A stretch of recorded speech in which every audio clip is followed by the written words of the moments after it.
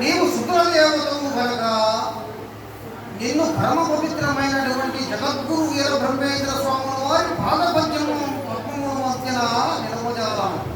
అంతటి శక్తి నాకు లేదు తల్లి, కానీ నీకు తగిన చోటు చూపిస్తానని నీకు నిత్య ధూపదీప నైవేద్యాలలో ఎటువంటి లోటు రాకుండా ఏర్పాట్లు చేస్తానని చెప్పి ఆ కోలేరమ్మను వెంటబెట్టుకుని ఈ కందిమలాయపల్లి క్షేత్రమునందు 2 కొండల మధ్యన ఒక నెంబవృక్షమునందు తల్లి ఇదే నీకు సరైన వసతి కలిగిన చోటు, ఈ చోట నీవు నివసించవచ్చు అని చెప్పి ఒక వేప చెట్టును చూపించాడట కోతులు. చూపించిన స్థలంలోనే ఆ తల్లి జగన్మాతను స్వరూపుడైనటువంటి కోలేరమ్మ ఆ నెంబవృక్షమునందు నివసిస్తూ నేటికి స్వామివారి ఆరాధన తర్వాత ఏకాదశి రోజున పొంగళ్ళు అందుకుంటూ ఉన్నారట. ఈ విధంగా చెప్పుకుంటూ పోతే స్వామివారి కాలజ్ఞానం మహాసముద్రము, అందులో తోడుకునేటువంటి నీటి ముట్టు లాంటిదని కూడా వివరణ చేసుకోవచ్చు. ఉరుములు మెరుపులు మెరుస్తున్నాయి. మరి యాంప్లిఫైర్ ఇబ్బంది సంబంధించేత ఇక్కడ ఆపుతున్నాం.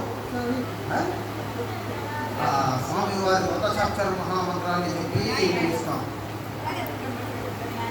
పంచవింశంబుల తత్వంబులచే దశవిధములైన వాయువులచే సప్తధాతువులు నవనాడులచే తైతక్కలాడు తోలు మమ్మరా మాయదారి మరలా బండిరా ఈ మాయదేహము 6 చక్రములు అమరి వీరబ్రహ్మేంద్ర స్వాములు వారు మానవ దేహానికి సంరక్షణగా ఈ జగత్తుకి వారి యొక్క ప్రియపుత్రులను వసించుకునే విధంగా ద్వాదశాక్షరి మహామంత్రాన్ని జగత్తుకు ఉపదేశించి ఉన్నారండి. అందరూ నాతో పాటు ద్వాదశాక్షరి మహామంత్రాన్ని చెప్పవలసిందిగా మనవి. ఓం హ్రీం క్లీం శ్రీం శివాయ బ్రహ్మణే నమః. ఓం హ్రీం క్లీం శ్రీం శివాయ బ్రహ్మణే నమః.